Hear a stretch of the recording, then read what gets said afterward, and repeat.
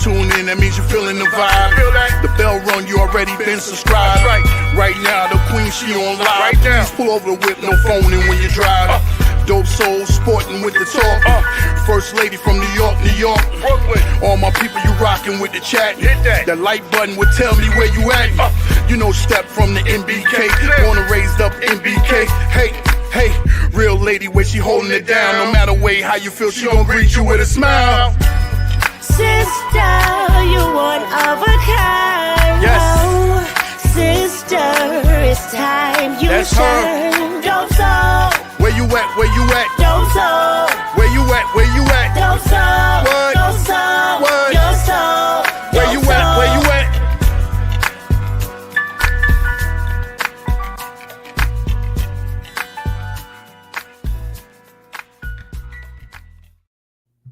Hello, Knick family. Welcome to the Just Nick and Nick Weekly Show. I'm your host, Stephanie, a.k.a. Queen. And as always, we have a lot to talk about.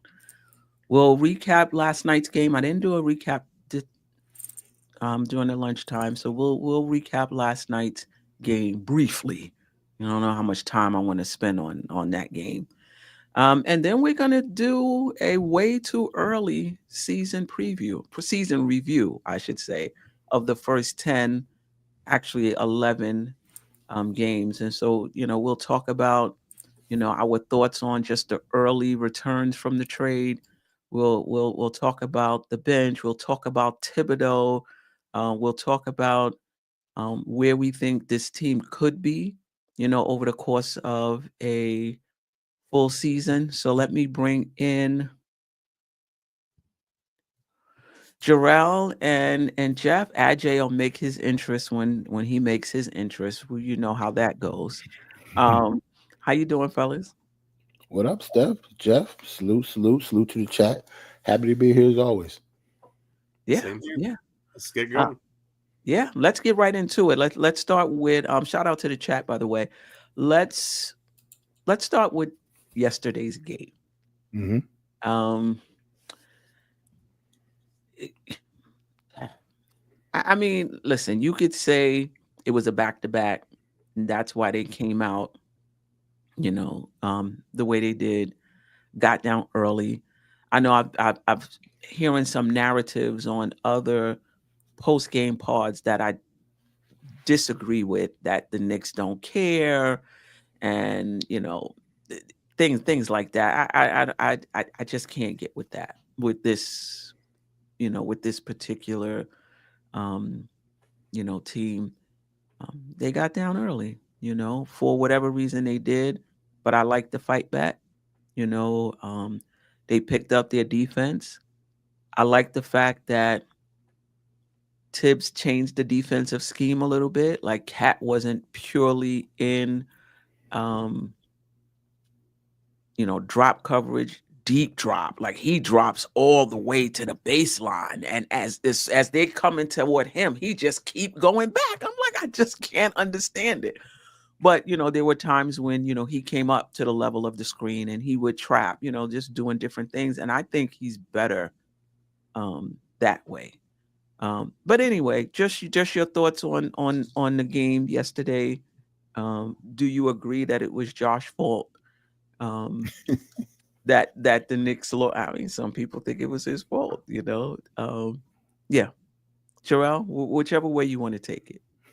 I definitely don't think it was Josh Hart's fault. Like, the type of hole that we dug ourselves, like, that was a tough loss, man. That was a bad loss. That was, I mean, don't get me wrong. Like you said, I like the fight coming back, but the fact that we had to fight back from where we had to come from was kind of crazy. Like, that, no way a Bulls team should be beating us like that. Like, they're not. I don't think the Bulls are that good.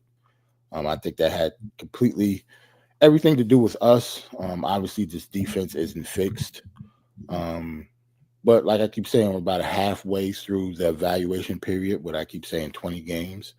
I don't think it's going to get any worse, but it definitely has to get better fast in order for the fans not to jump out the window.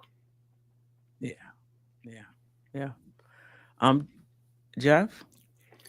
Well, that's crazy. I certainly don't blame Josh Hart. I mean, it was a bad play, absolutely. But Cat was 4 of 8 at the free throw line. He's an 84% free throw shooter.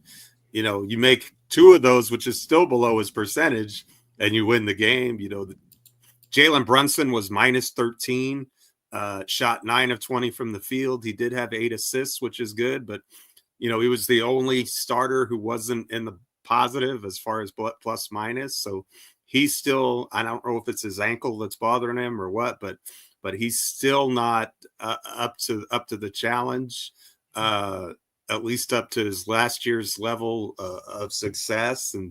And that hurts us. And we, you know, Campaign had 10 points or so, which was helpful, but we still didn't get much from our bench. And we need a bench big who's going to come in and make an impact. And with all due respect to Jericho Sims, personally, I don't think he's that guy.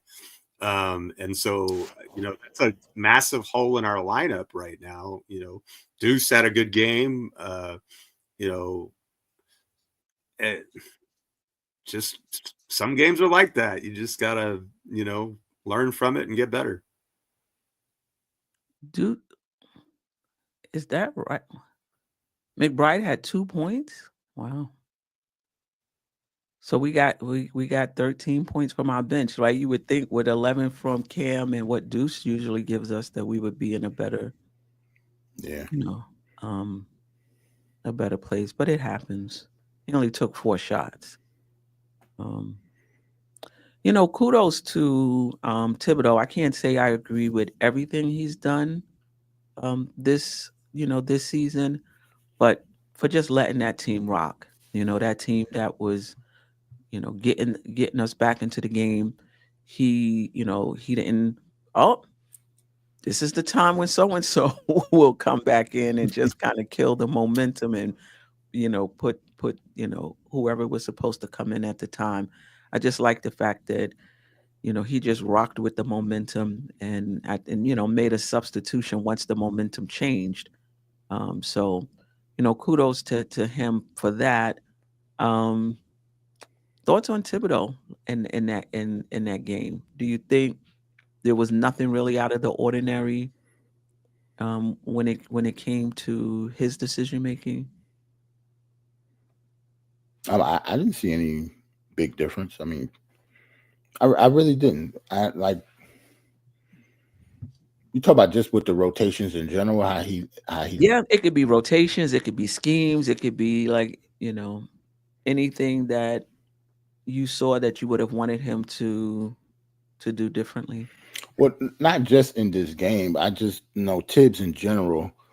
I don't know. It seemed like he's kind of slow to adjustments. We all know that.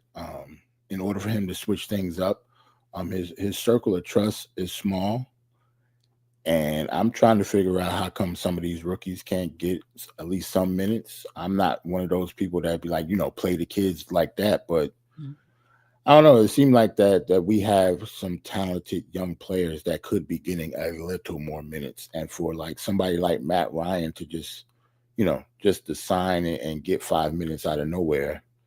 Like, it's kind of weird how, you know, Tyler Kolek or Huck Porty or Pacom Dadier can't get any minutes, but Matt Ryan got minutes the last game. I didn't really get that.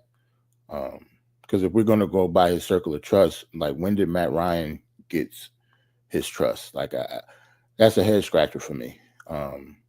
He definitely keeps trusting Jericho Sims, though. Like, to me, you know, I think Huck Porty should, you know, get his minutes, all of them. Like, I don't need to see Jericho Sims anymore. But that's a trust thing with Tibbs. Like, he's not going to. I don't think that change, if it is a change, will happen, you know, soon. It'll take another 10 or 15 games in order for him to see what's going on. But the whole Matt Ryan thing was kind of weird to me. I don't see how he got any minutes at all. He just got here. Do you think it's trust, or do you think it's just that, you know, he has NBA experience? Well, I mean, he might have NBA experience, but the other guys have at least a little experience with him. Pacom Dadier is young, but he's still a overseas player that was a pro. So was Huck Porty.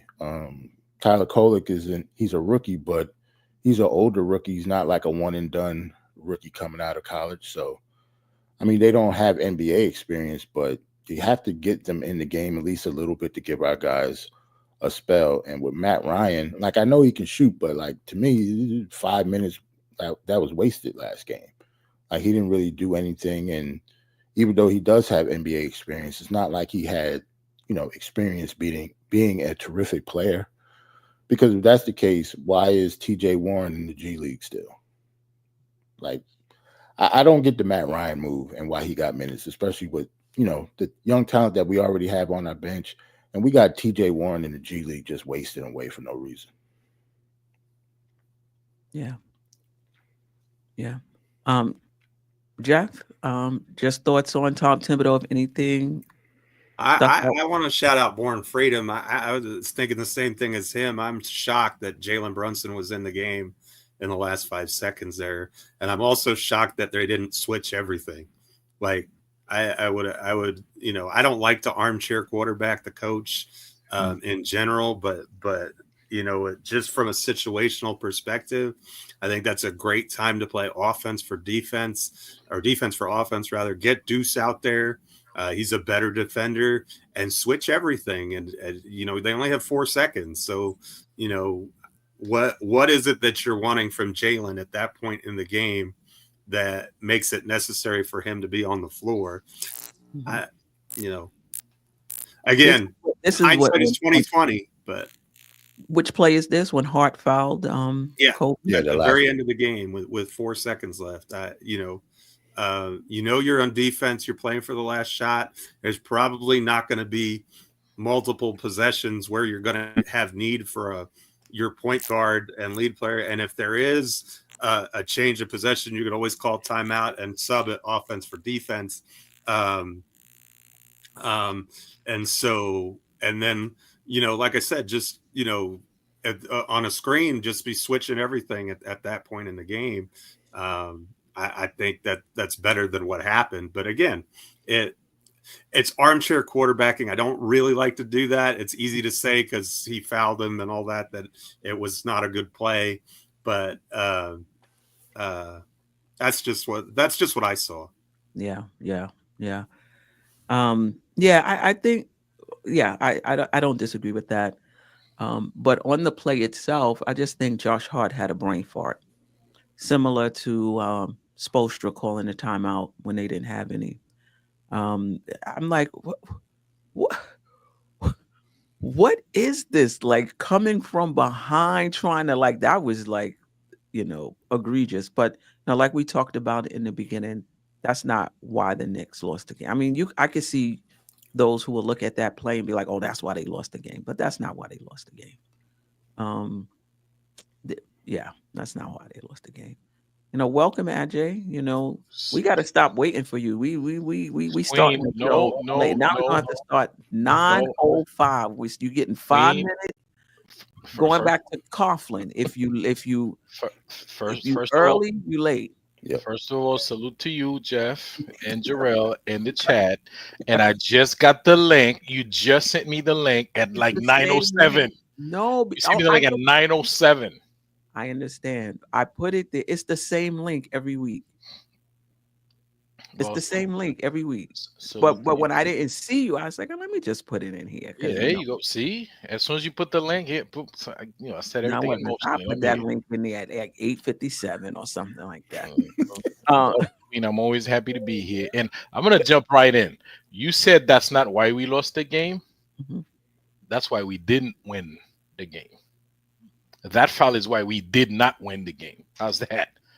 And whoever questioned Tibbs' decision to have Brunson, when I saw Brunson go on the court at that last defensive possession, I was like, why? What's he gonna do? The only thing Brunson could do is, either take a charge or commit a foul, and half of that you don't want him to do. So he really had no business being on that court for the last possession. But the Knicks got hard. You got to give him that, because they were down by 20-something points and they came all the way back, take the lead. They lost the game. Really, I shout out to A-Train. But we could have and should have won that game. You know, it would have been nice, but do you nice. think we deserve to win that? I mean, Yeah, we I did. guess Yeah, we absolutely deserve comeback. to win it. Because of the comeback, we deserve to win the game. Okay. We came and laid an egg for like two and a half quarters. Yeah, but we Right. came back. The comeback effort is I'll give amazing. them the effort though. Yeah, but you can't play 15 minutes of basketball though, Edgy. And You know expect what to win I mean? again. My God, we were bad for 33 minutes, like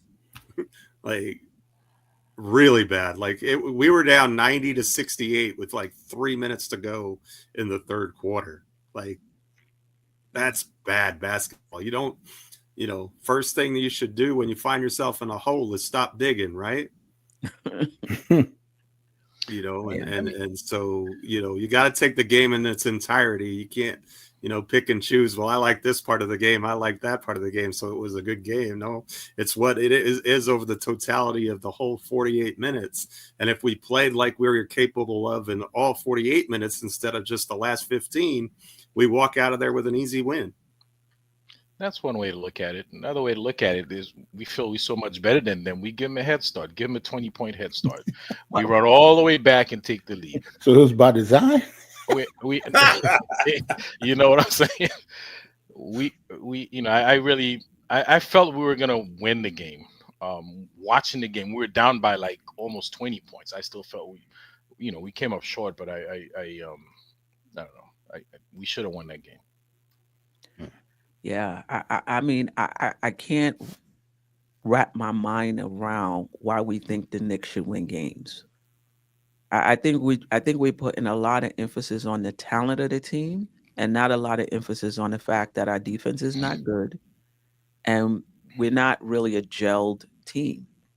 And talent alone is just not going to get it. So when we go into the stretch with who was Chicago, Brooklyn twice, Washington. Sure, we could have went 4-0. We could still go 3-0 the rest of the way. I'm not saying we can't, but it can't just be based on talent. Like we can't just look at these games and be like, oh, the Knicks are going to have more talent than most teams in the NBA, right? At least in that starting lineup. Definitely. That doesn't mean you're going to win the game. You got to play defense. Your bench has to score. You have to get some bench support. And we're just not there yet, in my opinion. And I think we're going to have to like scratch these games out, so to speak, and try to get wins while we're learning, so to speak. Where you're not there yet, but you're able to eke out a win. I kind of think that's where the Knicks are right now. The offense is ahead of it don't take much to be ahead of our defense, I gotta say. But the offense is ahead of the defense. I still don't think we're getting as much as we can get out of the offense, but it's definitely ahead of the defense.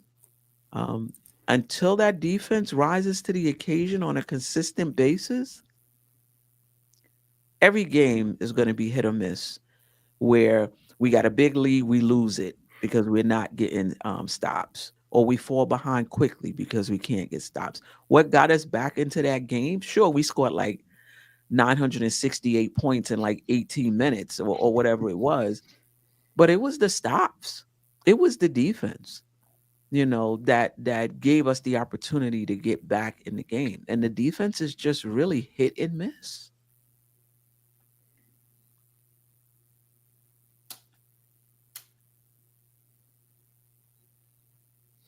Yeah, I don't disagree. The defense is not there yet. It's not where it needs to be. Definitely not. Yeah. And I think the question is, and we're going to move on from the game recap to really going over these first 10 games. And let's just start right there with the defense. From what you've seen over the first 11 games, is it fixable? Is it something that you think can get better? Because as we talked about, what Geoff and I were talking about before we came on, I don't care what your offense is. Mm-hmm. If you're a 25th defense, you're not going deep into the playoffs. Right. You know, so what have you seen? We already know what you've seen from the defense, but do you see any possibility? Like, is there anything you've seen over these first 11 games that make you think like it can trend upward? It has that potential. Ajay, we'll start with you. The last shall be first. I like that. Preach. Well, Queen, I'm gonna say I'm gonna keep repeating what I've been saying, since the season started. It's very early in the season. We have a brand new team. There are a lot of new pieces, a lot of new parts on this team, and we lost three crucial rotation guys, right? And it's a lot to deal with. It's a lot to, it takes time for these guys to understand what it is they're trying to do on defense. And, you know, and I'm sure Tibbs and his staff, remember that's his forte, right? Tibbs is a defensive coach. So I'm sure they cooking up something back there. They trying to figure this out, with the players, how to get the players, the elements that they have, how to adjust to those guys' skills, to those guys. You could see some effort in Towns, making an effort to block the shots, making an effort to play the defense. You could see that, in the few games. What do we play? What are we 4-5? What do we play? 9 games or 11 11. 5 and with 6. 5 and 6? Okay, so in the 11 games, you could see that you could see the difference in his effort on defense. Um, there we have certain limitations. Josh Hart at the 3, he's small, and a lot of time he's trying to check guys that are bigger than him. Depending on the team we're playing, he might be able to check. He might, if he's up against a really skilled guy who's got like 6 inches on him, this but so much he could do, right? Um, my only disappointment on defense, and I don't not only, but my biggest disappointment on defense, and I think that's going to get fixed, is Mikal Bridges, who's quote unquote one of the best defensive wings in the league. I don't see, like, right now he's average. He's not that huge. He's not that wing stop like we like to call him. He's not that guy. OG Anunoby is playing his part. Mikal Bridges to me is not yet, at least. So, and I expect that to happen. I mean, he's been doing it his entire career. So it's not all of a sudden he doesn't know how to play defense. It's taking time for him to get comfortable in this system and perform at the level that he can. Yeah. But so it's not that it is fixable. It's just gonna take some time.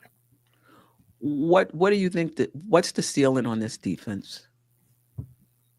In terms of their position in the league, Yeah. like probably top 5, I think.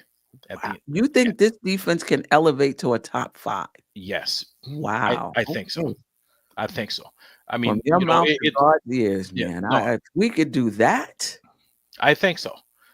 We have, because look at what we're missing that we really didn't replace this year is iHeart in terms of defense, because he was providing rim protection. He was providing a lot of defensive rebound. He was trying to intimidate.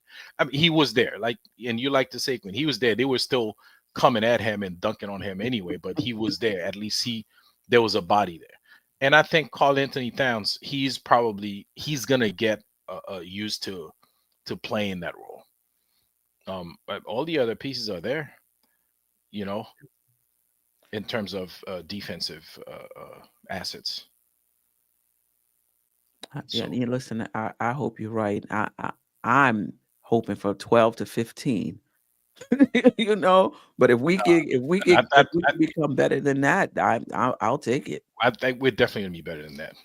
Better than bet 12. That means we're not even top 10. Oh, we're gonna be in the top 10 defensive team. Okay. All Yeah. right. Okay. I will say this about Josh Hart. There's the eye test and there's the stats, right? And I don't know what the stats are on Josh Hart. I would bet that we're better with him on the better defensively with him on the floor than we are, off the floor. And I'm not. I agree with you. There may be times when he doesn't have the Oh, sorry. when he may not have an advantage. But I bring that up because the eye test with Sims is that he's just trash on defense. But the stats do not bear that out, right? The stats bear out that the Knicks are better defensively when he's on the floor, and that he's decent at defending the rim, at least statistically. So just wanted to add that caveat between like what we may see and interpret and what the stats. I think I'm gonna believe my eyes on this one. I think my glasses work pretty well. I wear these often. I think I'm gonna believe my eyes on this one. I like stats and everything, but yeah, I can't roll with you on that one. Okay, hey, I've been giving Sims the business too. But yeah, Jerrell, then we'll go to Geoff, and then we'll lead with you, Geoff, the next time. Just what you've seen from the defense over the first 11 games, what you think the ceiling is, where do you think the improvement needs to come from? What you've liked, you could take any angle you want to take when it comes to the defense. Yeah, I don't think the whole what you've liked, I don't think I'm gonna go that route. I haven't seen much, like with my eyes, I haven't seen much that I've actually liked, but yeah, I'm not as optimistic as AJ. I think Tibbs need to do something. Because if it's a personnel thing, like if we're going to talk about Mikal Bridges' defense or Brunson's defense or Cat's defense, they kind of already are who they are. And I don't think they're going to get better defensively. So it might be scheme wise. Tibbs has to do what Tibbs does. Like this is his specialty. But if we're going to just, think Cat is going to automatically become a rim protector just because he's gelling with the team, or I don't think that's going to happen. The ceiling, I think, like you mentioned, top 15, hopefully. I don't think we're going to win, in the playoffs with a top 15 defense, though. We'll at least have to get the top 10, unless our offense is just phenomenal. And I haven't seen that yet either. But yeah, for the ceiling so far, 15, but I don't want to, and plus when I say the ceiling, I'm not thinking about like when Mitch comes back or when Precious comes back or I'm taking injuries out of it. I'm just talking about like how the team is constructed now. If they are who they are and they play like that now, yes, if they will get a little better, but I do not see like them being a very good defensive team just automatically. Tibbs will have to change something. Yeah, I did notice in last night's game, Towns wasn't in drop all the time. So they did try him up at the level of the screen, double team and hedging, things like that, and I think he's better in that, though he can be better there. Though there was times when he allowed the pass, like the pocket pass or whatever, from not being in his stand. But I like him better aggressive than in drop. You do risk foul trouble, doing that as well. But I do think you need to mix it up. Like that drop,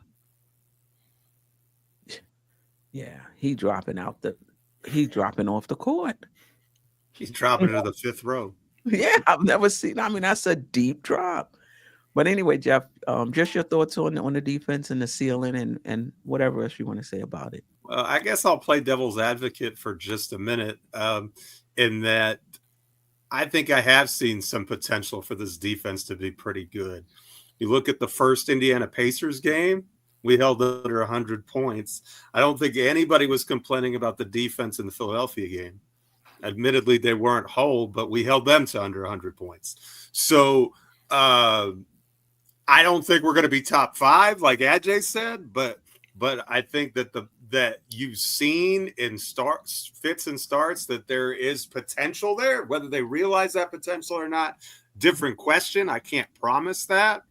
I think JJ is really down on it, and that worries me a little bit because I usually agree with his opinion. But I'll say this: I do think adding Precious Achiuwa helps. I do think adding a Mitchell Robinson, if he ever gets back on the court, would help. So are they saviors? No, I don't think they are. But we literally have nobody in our front court right now. So like we're less than paper thin. And so I think just having those extra bodies that we know can play defense at a minimum level helps raise the ceiling of the entire unit. From what I've seen at this point, they don't look great, but they didn't look great at this point last year either.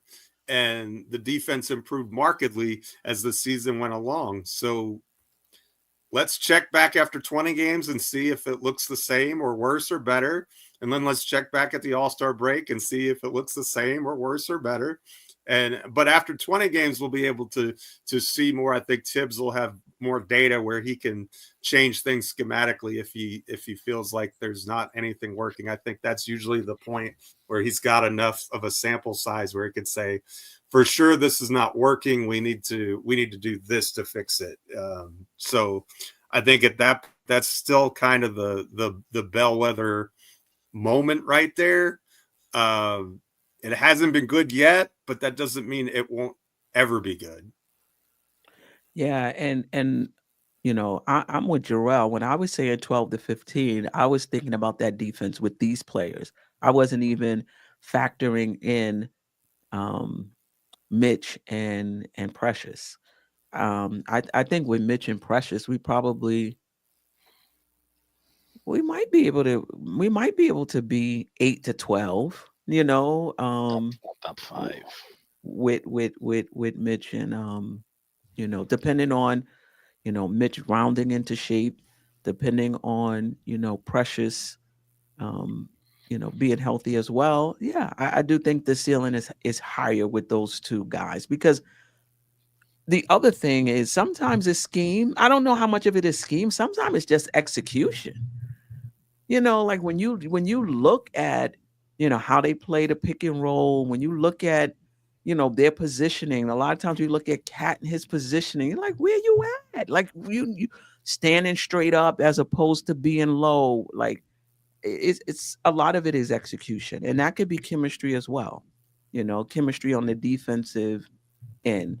But there's definitely execution issues on the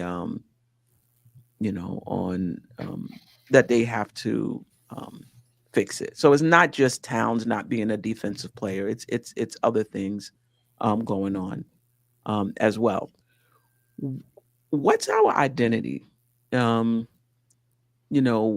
been the identity change, if any, that you've noticed?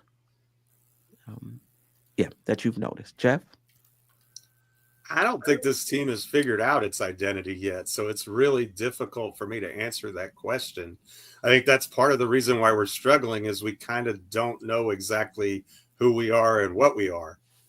Obviously, even without it operating on all cylinders, we're operating on 4 of 6 cylinders on offense right now, and we've got a tremendous offense already, and that shows the potential for this to be a great offense, like a Boston Celtic level offense eventually, if it lives up to its potential. That doesn't mean that it's going to, but you definitely see that there. I think as far as we're starting to see Cat kind of take ownership of this team a little bit, take on a leadership role, kind of show that he can be the number one guy in a lot of instances. I think a big part of why we're struggling is because last year the identity of the team was Jalen Brunson. And Jalen just hasn't had a great year by last year's standards. I mean, He's struggled in a lot of games, and the team has struggled as a result of that. I don't think he's really put together back-to-back good performances in our 11 games. I think it's kind of been up and down and this and that. And part of that is, I think, trying to figure out, well, is my role the same as last year? Because in the fourth quarter last night, he kind of looked like he was Jalen Brunson from last year. I know he missed the final shot, but he made the one before that. And he kind of looked like he started to, after 3 bad quarters, he looked like he was starting to put it together down the stretch and in the clutch. So from that standpoint, but we don't have a defensive identity at all. And the guys look lost. They don't communicate well right now. And that's stuff that will improve as they get used to each other. That doesn't mean that it's going to be great, but it'll improve. Just the more you play together, the better you'll be if you have some modicum of defensive talent. And I don't think we're just full of minuses on at every position like some people do. I think we've got some really solid defenders on this team. Bridges has been a disappointment, but Bridges is trying to fit in with a whole new team. He was the number one option and didn't, as a number one option, it's very rare that you play full bore on both sides of the floor. So he's got to figure it out though. And as far as him on McCall on offense, I think has been pretty good. Like he's shooting like 47% from the field overall. I'm not disappointed in what he's given us on that end of the floor. But again, I think it's really hard to judge this team without 2 of our rotational bigs in the lineup. Like I think it's hard to say our identity is X, Y, or Z until we see a more complete picture. Jerrell? I completely agree with Geoff. I actually was going to say this is probably the hardest question we're probably going to get tonight. I don't think that we have an identity at all, unless that identity is incomplete, like an incomplete team. Like I don't know, just by how Tibbs coaches and how we play doesn't even match yet. Like we don't even, like our identity was pretty much how Tibbs acts and plays. Like our identity last year, it was Jalen Brunson, but a big part of it was Tibbs, especially the way that we played defense. That doesn't seem like is happening this year. And it's not just because of Cat and Bridges. Like even the players that were here last year, like they don't seem the same either. But like we said, it's probably a gelling thing and we have to give it more time. But yeah, we do not have an identity. At least not yet. Wow. Ajay? You know what? I agree. We're trying to develop the identity. What I am going to say is, Jerrell says the players don't seem to, the players are the same. The team is not the same. Okay. And, I've had this conversation with Queen several times that the team changes. Like it could have been the same players that we had last year. We have this year, the team would be different because those players developed from last year to this year, last season to the season. So it's not the same team. The team changes all the time, right? We haven't developed an identity yet. That's why we don't know what it is. That's the coaching staff's job to figure out the pieces they have and the best way for that team to implement what they want to do as best as they want to do with what they have on the court. Okay. It's one thing to go and tell Leon Rose, Cat is available. Yeah, go get him. It's another thing to make it fit when you have Cat, when you have Bridges, when you have all that stuff going on. It's not the same team. So the identity is not going to be the same as last season. And even Tibbs is known to be a defensive-minded coach. It's not going to be that kind of defense that we're going to be playing. It could be he's still going to stress defense, but you don't have the same players that could do what he wants to do. So it's just going to have to be a combination because we have better offense now. Obviously, we have more skilled players on that end of the court. So one end of the court is going to have to make up for the other in order for us to win games. but the coaching staff has to work and figure out the best identity for this team based on the skill set, on the players that they have. They didn't do that yet. They haven't done that yet, because this is why every night, even the lineup, you realize he's switching. He's making a lot of changes in the lineup. Like, the guys he has out on the court, he's trying different stuff. They trying to figure it out because they don't know what the identity is. Yeah. So I've kind of broken up into our offensive identity, our defensive identity, and then our DNA identity, if you will. And definitely our offensive identity is going to be more player movement, more ball movement, more more passing, more center scoring, whether it's 5 out, whether it's 4 and 1, if you don't consider Josh a 5 out player. Our offense is definitely different than it was last season, right? And we could see a semblance of what our offensive identity is going to be. Defensively, I have no idea what's that going to be. Like, we're just going to have to see. But as far as the DNA is concerned, I don't know how much that's changed. I don't think it's as consistent. So by that I mean play for each other. Don't be selfish. Put the team first. Do whatever is necessary for the team to win. Play hard. We're not there yet. Never give up. And we've definitely seen that, with this team. Down 22, came back, in the game. The Philly game, not letting go of the reins. Got some timely shooting, in that game. So as far as the DNA, I guess I see it. We're not quite there yet in the execution of it, but I don't see this team. Some would say this is not a gritty team. This is a soft team. I just don't see that. I just don't see that. I don't really see that much difference in terms of the DNA of the team. But yeah, I'm interested in you guys' thoughts on that in terms of the culture and the DNA. Where do you think we are?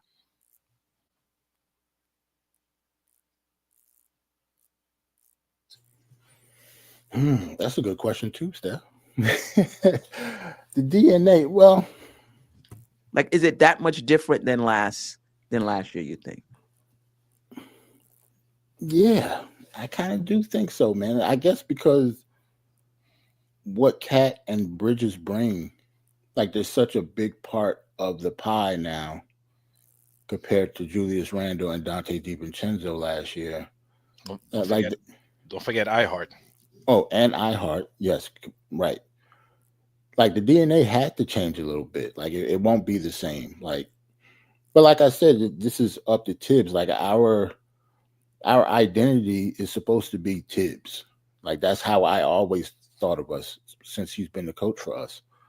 We don't seem like a Tibbs coach team, if that makes sense, especially on the defensive end. We don't look like we're supposed to look. Like, I'm not used to us looking like this, no matter who's on the court. Like, we've never had like 5, all defensive players on the court in order for us to play defense. We don't need all 5 of them to be stellar on defense now in order to be like a cohesive unit. Yeah, but the DNA is definitely different for me.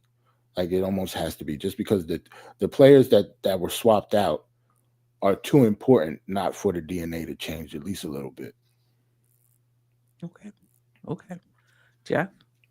I don't know how much stock you guys put in net rating, but if you look at our net rating under Tibbs, our offensive net rating has been better than our defensive net rating in terms of league performance. I'm pretty sure most of the time. Like, we've consistently had top 5 offenses in a different way, and I think that speaks to how our DNA has changed. We make a lot more shots. We don't get as many offensive rebounds.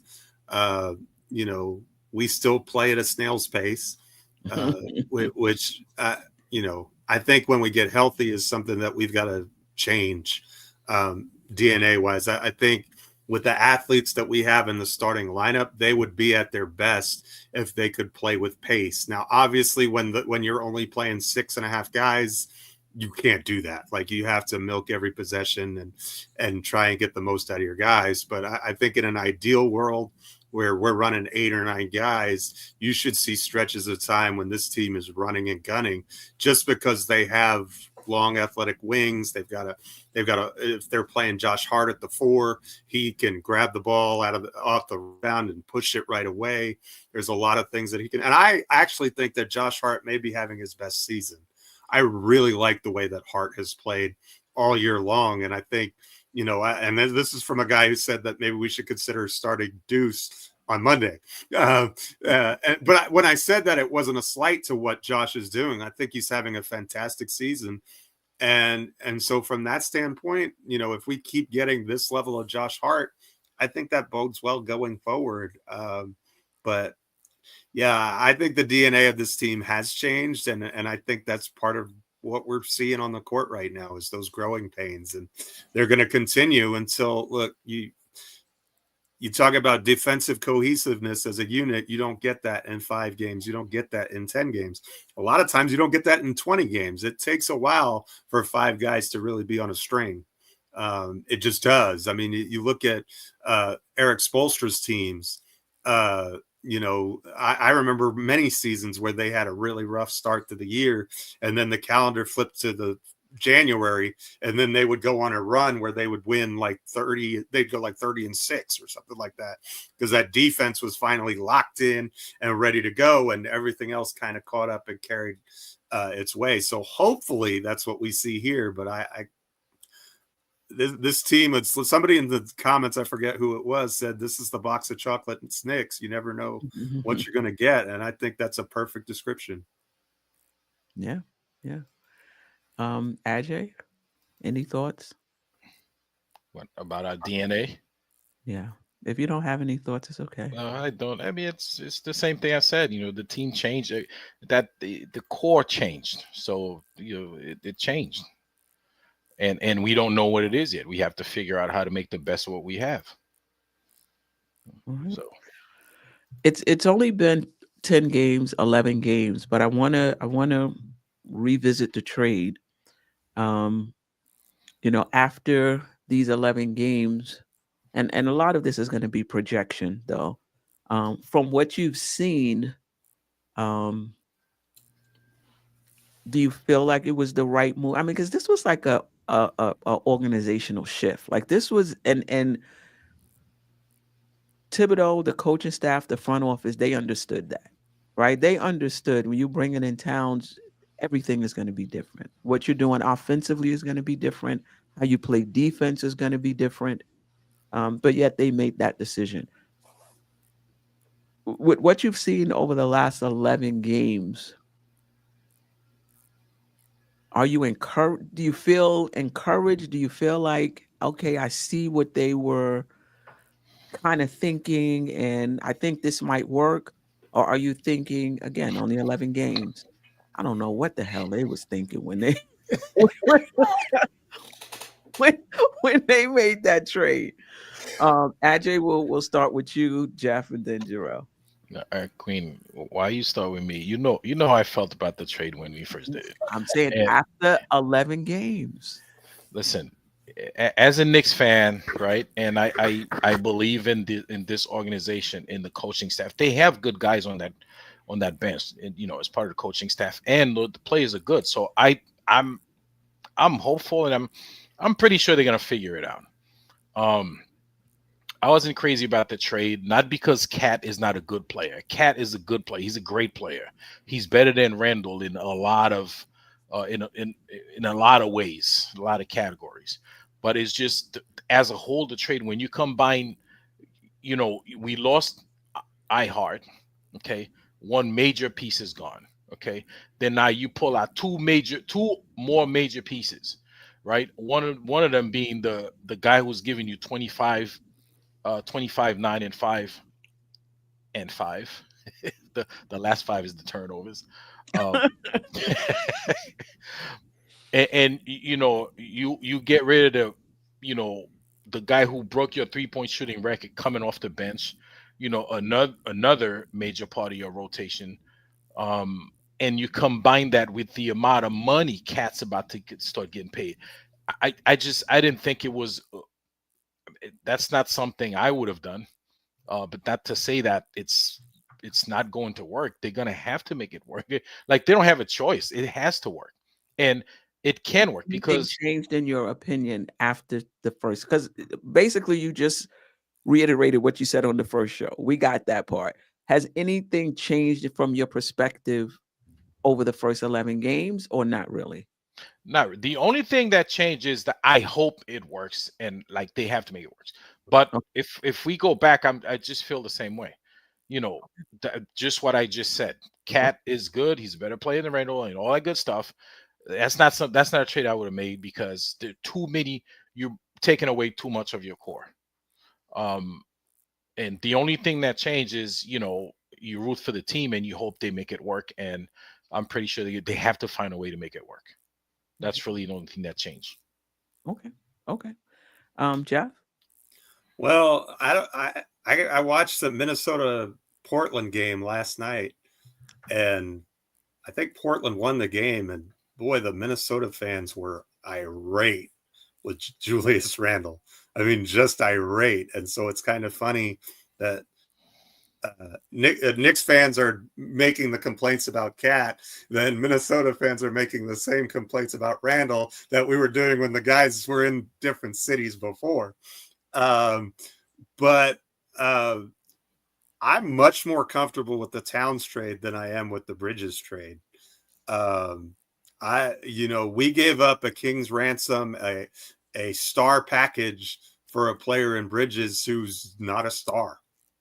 Like, he doesn't look close to a star. And even if he raises his level of play, which I think he's capable of doing, I don't know that he's going to raise that to an all-star level. And when you consider the cost that we paid, I mean, we paid a premium price. We paid a price that other people have paid for A-list players for a guy who's never been to the all-star game, and so that that was my worry at the time of the trade. I still think, and I will continue to say, this front office, Leon Rose deserves the benefit of the doubt with everything else that he's done. Almost every move that he's made, not every, but almost every move that he's made has worked out.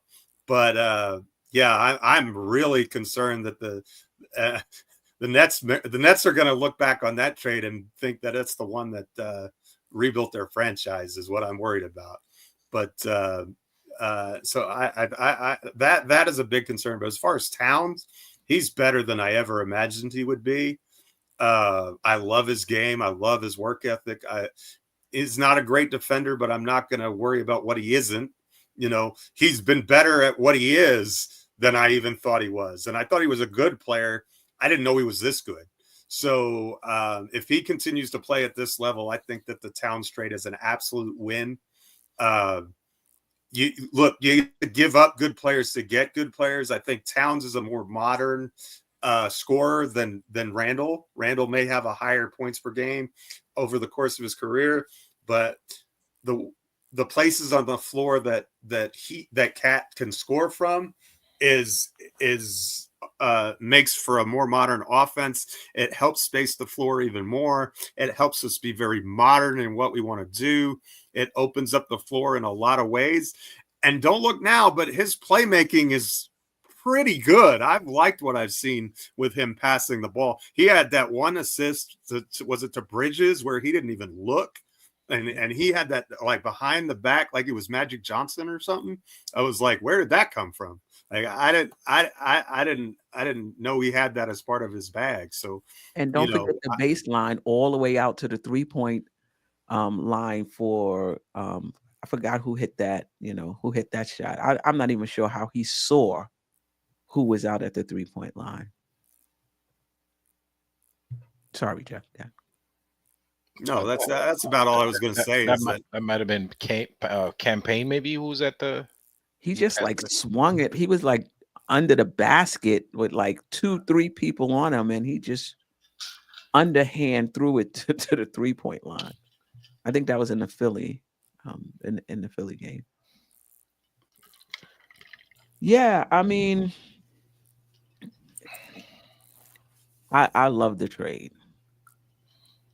I love the trade, and we can sit here and talk about DiVincenzo, who's struggling mightily in Minnesota, though he wasn't struggling with us. Exactly. But sometimes, if you get an opportunity to trade somebody at the height of their value, you take advantage of it, and I think that's what the Knicks. I think that's what the Knicks did. I think the limited minutes DiVincenzo, well, I'm not going to say limited. He wasn't going to get as many minutes as he got before. It still would have helped us. I still think once we get back Precious, once we get back Mitchell Robinson, once the Knicks decide if they're going to go with Matt Ryan or Shamet or whoever or Warren, whoever they decide, this team is going to be better than the team with Randall and DiVincenzo. I just think this team is going to be better. And I'm looking forward to it. We're going to be great on offense. We're going to be better on defense. And I just think a lineup because remember, iHeart wouldn't have been here regardless. Mm-hmm. Right now, we would be starting Randall at center. You know, with the Precious injury and Mitch out, we would be starting Randall at center, or we would be starting Sims at center and Randall at the 4. Right. So right now we would still be a team trying to find itself, with that type of lineup. And I'm just not a big fan in the playoffs of a Mitchell Robinson, Randall, Josh Hart pairing. I'm just not a fan of that in a 7-game in a 7-game series. So from what I've seen over the first 11 games, I'm encouraged offensively. I'm a little concerned defensively. The Knicks banked on that they would be able to put a good enough defense around Towns. That's what they were banking on when they made this trade. And let's see if that happens. But through the first 11 games, I got to say I'm excited about what's possible. And the other thing to keep in mind is the Knicks can pivot. Not necessarily off of Towns, but in terms of what they put around him, it's not like we're locked into this team for the next 4 years. Right? There's changes the Knicks can still make if they find, this team we have right now is not going to work. We're going to have to move some pieces, and bring in somebody else. Right? So, yeah, I'm good with it. Any other comments? Yeah, because I didn't go. That's okay. I'm gonna be quick anyway, because I agree with you, Steph. Like, I'm completely fine with the trade, but I was fine with the trade before. You said, have anything changed? Not for me.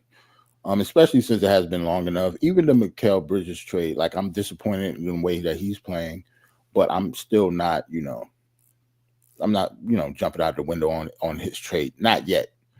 Because I was, the way that I talked about Mikal Bridges in the beginning of the season, I thought that he was going to play way better than this. Like, I was really, really high on him. But you weren't the only one. You ain't on the island by yourself. You weren't the only one. But I was definitely high. I still am high on him. He's just, having a not too good start of the season, but he hasn't been absolutely terrible, especially on the offensive end.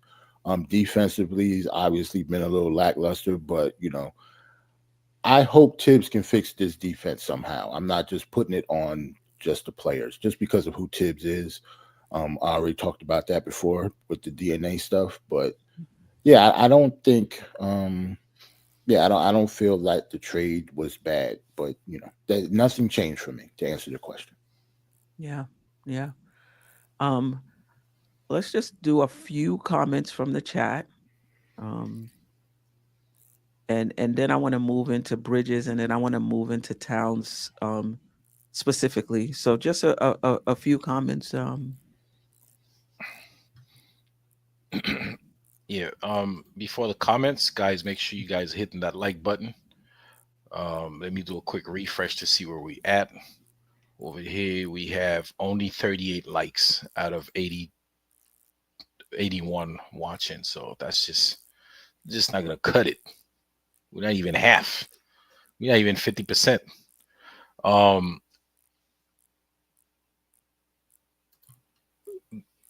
Greg feels Josh Hart will be part of any future trade we make. I mean, future could be in 5 years. So you always gonna be right because at some point they're gonna trade him. But in the near future, I don't think so. What do you guys think? I mean, who else gonna get traded? Like, it's only like, especially when it comes to his contract, like he might have the most tradable contract now for his production. Yeah. I mean, if the Knicks pivot majorly, Mhm. it might be hard. Like, who else could it be? You think they would trade Bridges? You know, I mean, you're not getting a lot from McBride. He's $5 million contract. You know, But you you get know, Mitch is injured. I'm not sure how you would be able to trade, Mitch. So if the Knicks were going to pivot majorly, he might be right. McBride plus Precious. That What that's would that get you though? They don't. That's still not a lot of money. Like, what would that get you? What was that 12 that's million? 11 What's Precious million. making? 6, 7? And you might as well keep him. Yeah, Greg, thanks for this. Double D, do you guys realize Bridges play better when Brunson is out of the game? He's more involved and efficient when they're not in the game together. Have you noticed that? I think just Bridges is just not, he doesn't have his footing yet. Well, whether Brunson is or is not in the game, I just think he's just not there yet. I mean, he's got there's stretches where he plays well, especially on offense, but I don't know if that has anything to do with Brunson being on the court at the same time. I mean, I haven't noticed that. Maybe I need to pay a little bit more attention to like the lineup that's out there when he's playing well or not playing well, but I haven't noticed that. I mean, I think we're going to see the best of Bridges when we get that second unit back together. When he's out there with Towns and Brunson, he's almost relegated to more of a catch and shoot player. Though the past few games, you've seen more of his, his mid range, shooting. I think when we do get a second unit, because right now, or at least until Cam came back, we were playing three starters all the time. Maybe he starts running him with that second unit. He'll have more freedom to bring the ball up. He'll be the focus point of the offense. Maybe we'll get more from him there. Um, Defensively, he'll be fine. I just think it's a matter of time. I mean, I just don't think you forget how to play defense. I think it's just a matter of time. Seem like we have the coach that will remind you real quick. Yep. That's why I'm saying, like, this to me, this is a Tibbs thing. Like, he has to figure it out. Yeah. Shout out to JJ. I got a double comment from JJ. He said, "I see Bridges getting cooked nightly. I warned you all before the year that Bridges' defense was overrated." It wasn't always like that, though. He was a really, really good defender in Phoenix. Right. I mean, maybe if you watched him in Brooklyn, maybe, he was carrying a heavy load in Brooklyn, being the number one, offensive option. Your defense is not going to be as good. But I thought his defense was good when he was in Phoenix. and he's in a similar role here. You don't think he can recapture that? Yeah, I never thought of him as a bad defender. Even when he was in Brooklyn, I didn't think he was a bad defender. But we'll see what happens. Yeah, I hear you, JJ. His defense the previous 2 years was regressing in Philly or with Brooklyn. I mean, with Phoenix. Phoenix.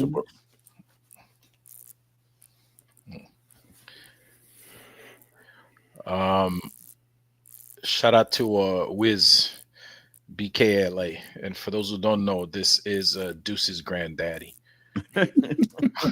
So Tibbs' stubbornness, not putting in a defensive player when a team needs a final shot to win. He did, and the reason why I pointed this out is the second part is he did the same thing when Dallas and Luka came back from 13. Remember that game? I remember that game. Yeah. Actually, it still hurts. Like when Tibbs had Deuce, and what's the other kid name? Oh man, I don't even remember. Grimes? Was it Grimes? Yeah, Quentin Grimes. He had Deuce. We needed rebounders. Wasn't that 2 years ago? Wasn't that 2 years ago? That wasn't even last year. AJ. No, I don't know. No, AJ. That might have been 2 years ago. That was 2 years ago, man. But I mean, Jerrell, I remember the play like it was yesterday. I'm like, why are these two guys even on the court? You talk about Grimes plays though, like that was a long time ago, man. So shout out to Wiz for bringing that up, for bringing that back up. Get me riled up over here. Anthony D says we need Mitch. Period. So I wanted to highlight that. Somebody shout out to Old Head said when our centers come back, our defense will improve immensely. Precious and Mitch. Shout out to Old Head. I agree with that, and that's why I think we're gonna be top 10 better, and not even we're gonna be up there in one of the best defensive team when those guys come back. The problem is I don't know when Mitch is coming back and how long it's gonna take him to get in game shape. But when we have our team, our defense is gonna be stellar. I'm pretty sure of that. All right. All right. Let me see. I think I got a couple more. Let me see. This one real quick. We need to get Precious, Bridges to the 2 and OG to the 3. Our defense will improve. And last one, McBride, Cam, Hart, Precious belong on the bench. Get a defensive. Oh, I highlighted this because get a defensive center next to Cat, and we're good. My question to that, Nick P, is where are you going to get that defensive center? So if you can please type in that the answer to that question, I would really appreciate. Where are we going to get it? It's not like they're out there. We can go pick, a defensive center whenever we want to. So please enlighten me. Well, I mean, maybe he's talking about Mitch when Mitch returned. I'm definitely for playing Towns and Mitch together. I can't tell you how many times I've said this, but I am not for playing Cat full time at the 4 next to Mitch. I'm just not. All right. Don't forget to hit the like button. Tony Angel says, "Go Knicks." I looked up the stats, and JJ's kind of spot on with McCall and his defensive rating for what it's worth. And early on in his career, he was in the 110 to 112 range. And last 3 seasons, he's been 116, 117, and 118. So there has been a precipitous drop off. There's not great stats, defensive stats, in my opinion, but from that defensive metric anyway, it backs up what JJ has been saying all episode. Right. There's always context to that too, in terms of who is he playing, what was his role. There's definitely context to that as well. I'm just saying there's no reason he can't get back to it, even if he did regress. Geoff, if you still have it up, do you know what his defensive rating is right now? 18, I believe. 118. 118. 117. I'm sorry. It was 118 last year. It's 117 in 11 games this year. Okay. Thank you. All right. Well, I want to get into. Let's just continue the conversation. With Bridges. Listen. Okay, I'm gonna let y'all go first. I'm gonna let y'all go first. You sound like you about to tell us something. I'm all ears. I want to hear this first. I Yeah, don't say anything. Yo, anytime Steph go listen and then ... yeah, I just be like, all right. You like EF Hutton. Gonna be We're listening. Yeah, I what's just up, think Steph? Bridges is gonna be fine over time. Yeah, He's me gonna too. be fine over time. To be honest, like if you want me to go quick, like yeah, I actually agree with you. I think he'll be fine over time. Like I'm not really that worried about Bridges, at least not yet. Like it's too soon for me to do that. Yeah, and he's playing point of attack. Like he doesn't have an easy job, playing those small point guards, navigating screens. I don't even know if that was part of what he did in Phoenix and Brooklyn. If he played the point of attack defender, offensive player, that's not always easy. But I'm not worried about Bridges. Like I don't see it as a long-term issue. But yeah. Are you guys concerned about Bridges long-term, Ajay, Jeff? Long-term, no. So far he's disappointing, but he's gonna be, like Jerrell said, he's gonna be fine. Yeah. Oh wait, it's too small a sample size. 11 games is like even 20 games, which Jerrell and I have been preaching since the preseason, isn't really a large enough sample size. I mean, you can have a bad 20 games and still have a really good season. We've seen that before. So, and we need Bridges to be good. Look, we gave up a lot for this guy. We need him to come through and play big, and he's certainly capable. And we've seen that in stretches this year. I love some of the things he does. I love his post game, and the way he attacks in the mid range is outstanding. And I've been pleased with his offense for the most part. I just think defensively, he's been worrisome. And as JJ just said, you don't trade 7 picks for fine. Yeah. I think he'll be fine. And to me, it's not even about the 5 picks or the 16 picks or whatever it is. To me, it's about we made this trade with Towns with the hope that putting some defense around him would be the formula for success. And we're not seeing that, Bridges. So I'm more concerned about that than how much we gave up for him, because that has a lot to do with us being able to win a championship or not, right? Let's talk about Towns and his defense. And we could talk about his offense too, but let's start with the defense. Is he what he is? Is he or is he isn't? or is there any improvement, or we should just accept, like on the defensive end, this is it? Yeah, I think this is it, Steph. I really don't think Cat is going to change. Like he's pretty much been the same player his whole career. Like I don't know, he's just not the best rim protector. Like it's not even an effort thing. Like at least not to me. I just think he's not good at it. Like some people are just good at it, some people are not. I know he's 7 foot tall. He's one of the best rebounders in the league. I think he's in the top 5 now, but yeah, I think he's just he's not ever going to be a good rim protector. But even other than rim protector, what about his one-on-one post defense, his pick and roll defense? Can he improve in those areas? No, I think his feet are still his feet too. Like I don't think they're going to move any quicker if he get in more shape or anything like that. I think Cat is who Cat is. Okay, all right. Ajay. Okay, I like I said earlier, I see a little bit of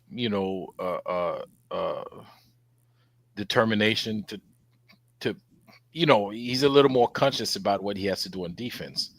But he probably can't change that much. He's been in the league and that's how he plays. He could put in the effort, but he's not a defensive juggernaut. He's not.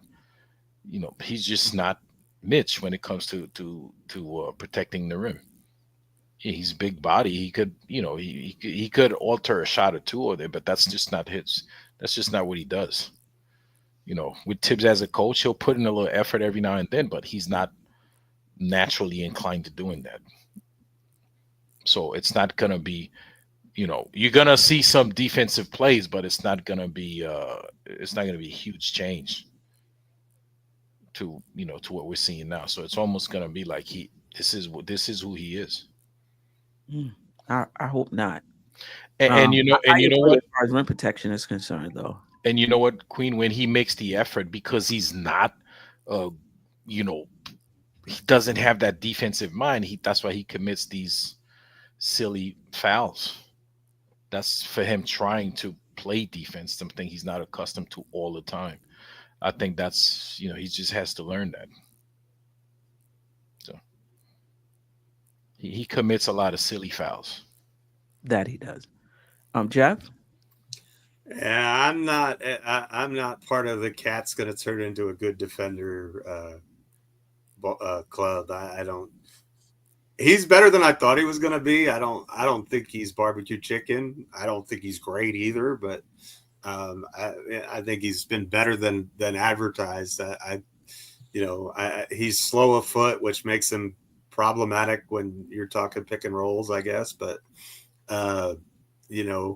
it's a trade-off, but what he's giving us on the offensive end is more than makes up for his lack of defense. He's been phenomenal scorer for us and really been good on that end of the floor. I love what I've seen from Karl Anthony Towns overall. I think he's a really good player. I think he's a really good fit. And I think we have to give it some time to gel and give it some time for our guys to come back. Because I think if you put a guy like Precious next to him, I think you're not demanding as much from him. There's more switchability on the outside. There's more things you can do. And the other thing I'll say about his defense is if you have to play a guy like Embiid or a guy like the Joker, like one of those really big, offensively gifted centers, that seems to be when he's at his best. Like when he just has to focus one-on-one on one guy. I don't was OG on Embiid most of that Philly game, or was it Cat? Do you remember? I didn't get to see it. It was Cat. It was Cat. Well, the reason I asked is because Embiid shot like 2 of 11 from the field. So Embiid is a shell of himself. Was a shell of himself too. Okay, well, look what he did against the Joker in the playoffs last year. You don't want to use that as a sample. I'm not arguing. Yeah. So I just think that when you have those matchups where it's another, I'll use the term slow lumbering big, I think he's fine. I think when he has to deal with someone like a Miles Turner who's a little bit more athletic and moves a little bit more, then maybe that's not necessarily his strong point, but that's one of the reasons why I think it's problematic to play him at the 4, because I think you have a whole lot more guys at the 4 in the modern NBA who are, quicker and not as bulky. So that's one of the reasons why I think Cat should probably stay at the 5. Yeah. I don't think he'll ever be a rim protector. I think his one-on-one post defense can improve, and I think his pick and roll defense can improve. I don't think that there was some. If you get a chance, Benji, I think that's his name, Benji from Knicks Film School, Benji Ritholtz. Benji Ritholtz. Yeah, Benji Ritholtz did a breakdown of the Knicks. Took 10 pick and roll or 10 defensive plays for the Knicks and really broke them down. And there was some in which Towns looked terrible. And there was some which Towns looked really good. And so the potential is there. None of them where he looked good was he in drop coverage. All of them where he looked good when he was up, doubling, hedging, he he looked better. And these were all from the game last night. So I do think there's pick and roll potential. I do think there's one-on-one post potential. I don't think, and when I say potential, I mean to get a little better, like to just not be a cone on the pick and roll, like to be to be serviceable. Where we're not playing 4-on-5, defensively. I do think there's potential there. But I guess the bigger question I have is how do we how do you win a championship with Karl Anthony Towns at the 5? Or are you of the belief, as some fans are, that you just won't be able to win um, with him at the 5? So I guess the question is what type of team you have to put around him. Do we have that type of team right now to put around him? Or do we have to move him to the 4 full time? Like, what would it take to win a championship with Karl Anthony Towns, given his limitations defensively? We already know what he can do offensively. We'll start with you, Geoff, and then we'll go to Jerrell. Can you win a playoff series with him at the 5? Absolutely, you can. Look, they beat the Denver Nuggets last year when he played the 5 a lot in that series. So I don't know where this narrative is coming from. Like, the Minnesota had a great year last year, but they also have one of the best. They have the Stifle Tower in the middle at the 5, and Anthony Edwards is one of the best point of attack defenders in the league. Also, and so I think that allows you to mitigate what Towns' weaknesses are quite a bit, right? And we don't have that right now, but right now I just want to get a couple of wins. I can't look at a championship right now. Let's get to the playoffs first. Then once we get to the playoffs, we can worry about what we're doing with the championship. But for right now, I think we need to just pour the cold water on that discussion until we're just not see that what's out on the court right now is not at that level. It may have potential, but certainly not with 6 guys. There's just no way. We've got to either get some guys healthy or add some more to the mix. To be but sure. Theoretically, what would you need though? Sure, with who we have right now, that's playing. No, it's not going to happen. I guess it's more about they made this trade with the thought that this could be a championship contending team. And from what we've seen over 11 games, I guess what needs, like, is it just more? Is it more? We just have to see this team more, or can you see already that I don't even need to see more? We need A, B, and C. Better defense at the point of attack would help. We kind of, Clyde likes to call it the Matador defense, has been on display quite a bit, so if we can quit letting guards into the paint at will, I think that would help. I think if you can have good point of attack defense with either OG Anunoby and Cat in the back, or a Precious and OG and Anunoby and Precious OG and Cat at the back, I think those are combinations that are workable. But I don't personally. I could be completely obvious. I don't have a problem with Cat at the 5. Like I kind of think that we get so pigeonholed in positions sometimes that it runs us crazy, because you can play the 5 on offense and the 5 and the 4 on defense, and vice versa. And there's a lot of, I don't think, like, I think the same thing is true with point guards nowadays. Like, you get point guarding from all kinds of positions, not just, the smallest guy on the floor. So, I think point of attack defense is the first Band-Aid that we need. I think that once we get that squared away, I think then the rest of it can kind of fall into place. Yeah, that, and also a defensive big, whether that's Mitch, whether that's somebody else, if Mitch can't prove to stay healthy. so that we can have that versatility that you could play him with another big because he has experience doing that with Gobert, or you can play him, with a traditional four. So yeah, and I think that's what they were thinking as well. Yeah. So definitely point of attack defense, having another big back there, having wing stoppers. You can argue that in Milwaukee, excuse me, Minnesota, they put a center behind him, and the Knicks have to put defense in front of him. You know what I mean? So Bridges and OG playing up to their capabilities.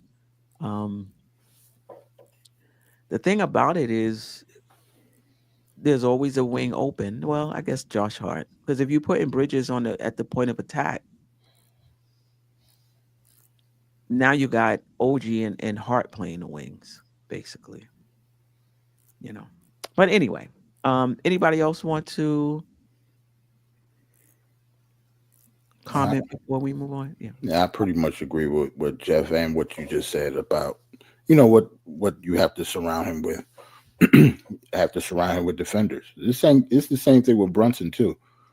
I don't think you're winning a championship with Brunson if you don't surround him with people that can defend.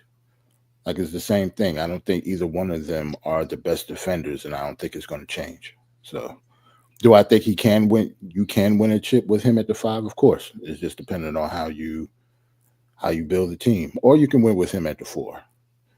Like, even when they played Rudy with him when he was at the 4 and Rudy was at the 5, at the end of the game, Cat slid to the 5 and they didn't have Rudy on the floor anyway. He didn't close games because he couldn't shoot. He can't score.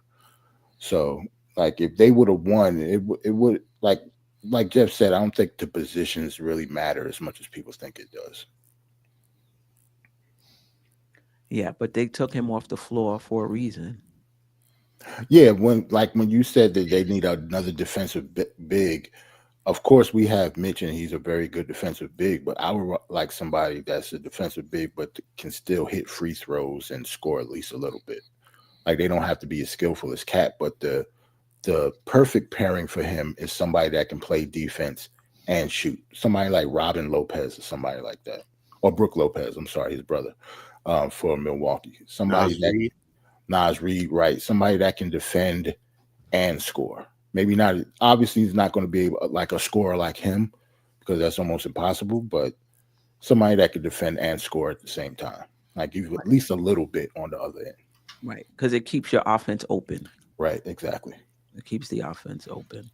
Well, how many people are we gonna try to cover on defense with defensive players, right? You gotta we gotta cover for make up for Brunson. We gotta somebody to make up.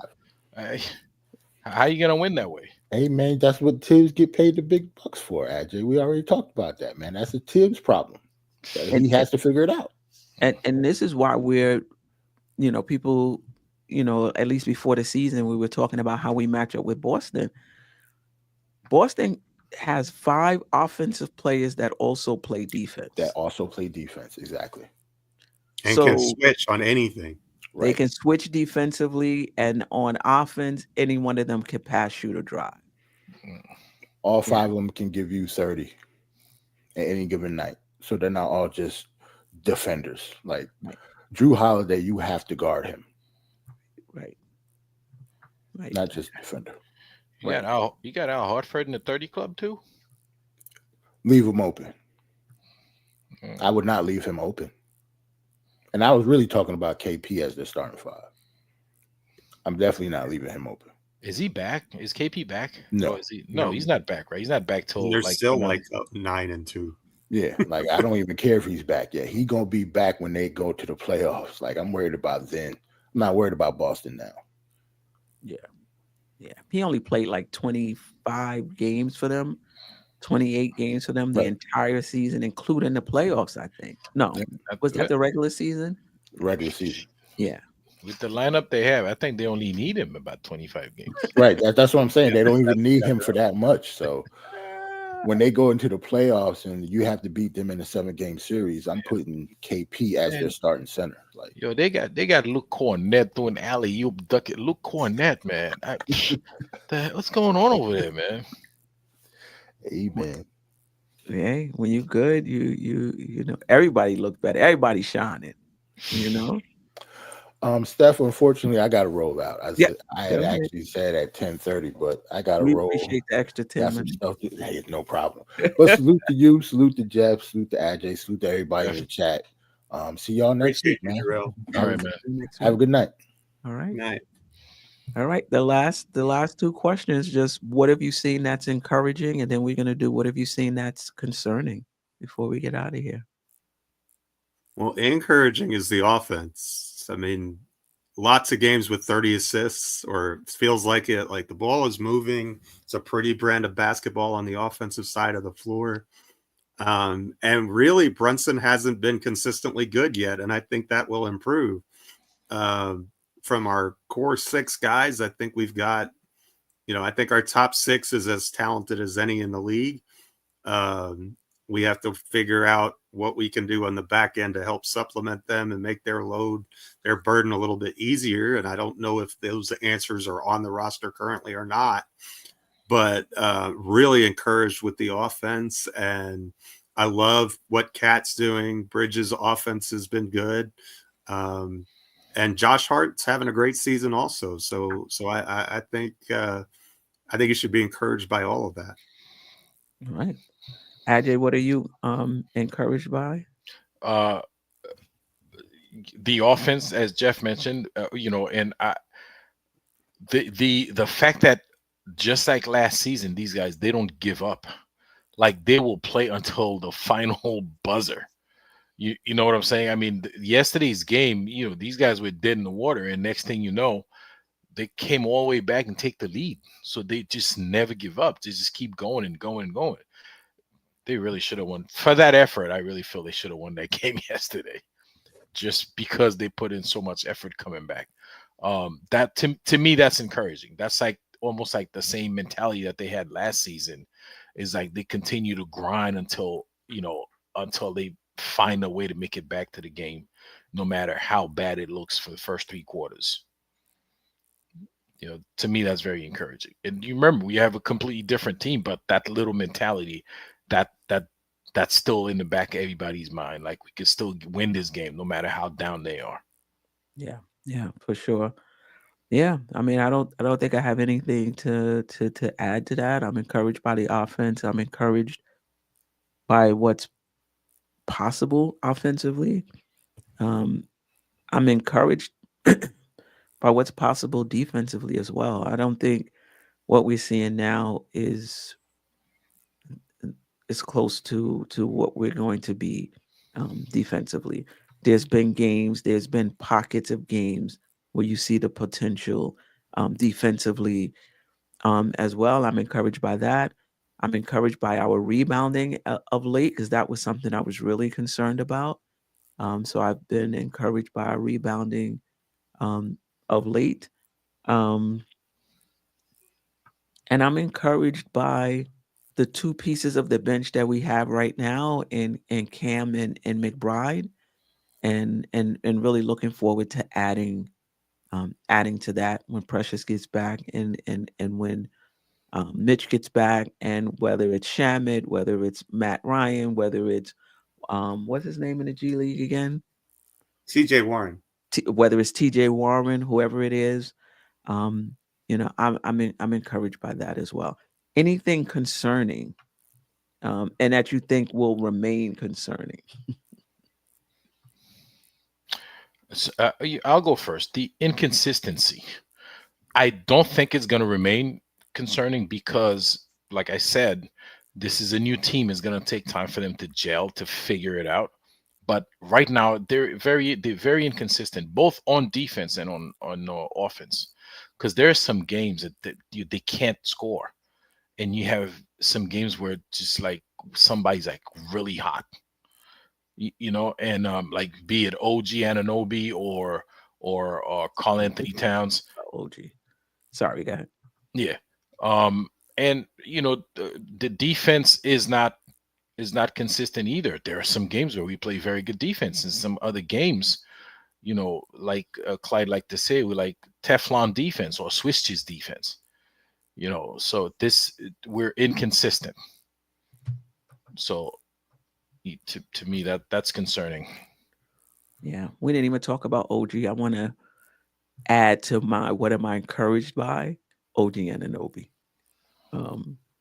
His he's exceeding my expectations offensively. He's exceeding my expectations as far as his assertiveness on offense. He's not passing down any 3-pointer. You could be right here. He's still shooting it. So I'm really encouraged by what I'm seeing from OG Anunoby. And I mentioned it in the in one of the game recaps, and I don't know what it is statistically, but he's really taking advantage of the space in the key. Just backing his guy all the way down to the front of the rim, driving to the front of the rim, ducking into the front of the rim, asking for the ball right underneath the rim, posting up. Like, he's really taking advantage of that space that Karl-Anthony Towns is providing by pulling the defender out of the key. I don't think the Knicks are. I'll have to look this up. I'm not sure what the Knicks are finishing at the rim, but I don't think it's as high as they could. I don't think they're in a great percentile compared to the rest of the league. I'll have to check that out, but there's definitely more points to be had at the rim. But super encouraged by OG Anunoby, who I thought would just be a defensive glue guy who would give us some offense here and there. And he's basically said, "Hold my beer." Like, I got something. He's been better than McNall, and it's not been close. And it's not been close. And it's not been close. Yeah. Concern, Geoff? Anything? Jalen Brunson's health is a concern to me. We haven't talked about Jalen Brunson much either. Yeah, I don't think he's 100%, and I don't think he has been all year. And I love Jalen Brunson. I have confidence in Jalen Brunson, but you can't tell me that the guy that we've seen through 11 games is playing at the same level that he was last year. And I don't think it's his shot diet is much different. I think he's getting the shots in the paint that he usually gets.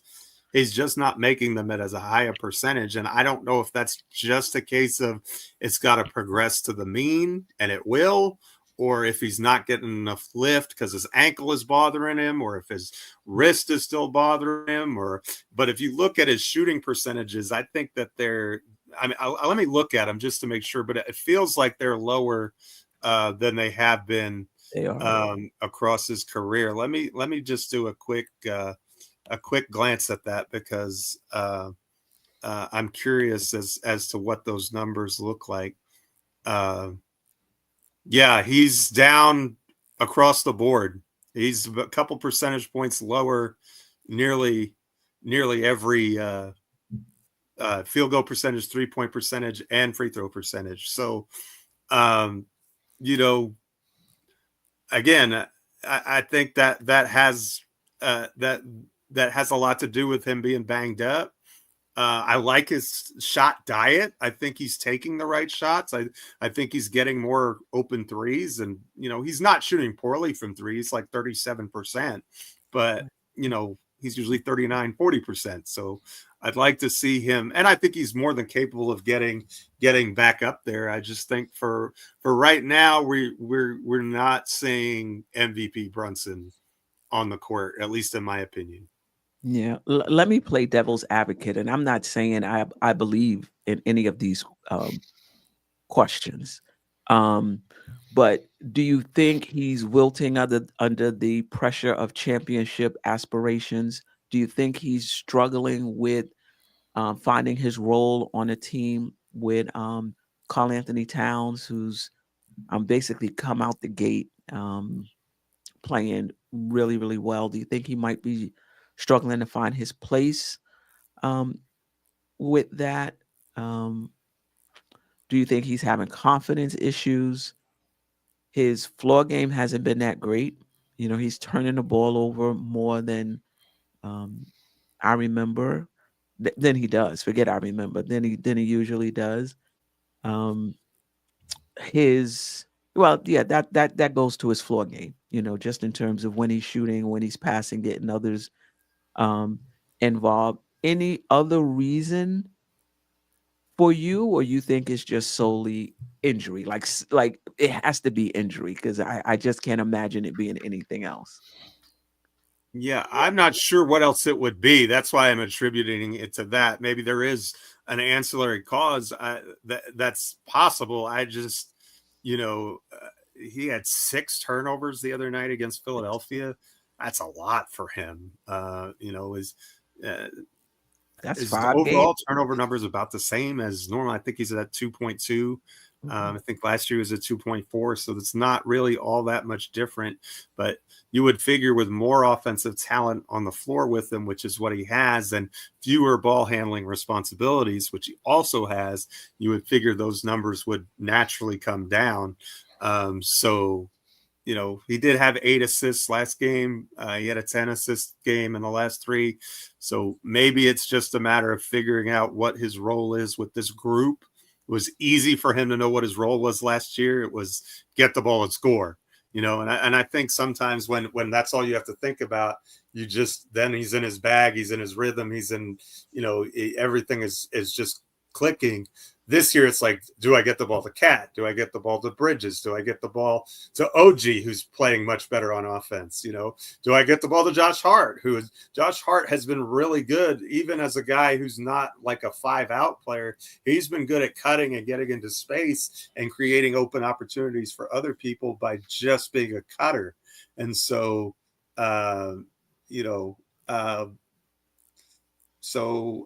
I'm not overly worried about him. I'd just like to see, the difference between being good and great sometimes is a couple of percentage points. And I think that's what we're seeing right now.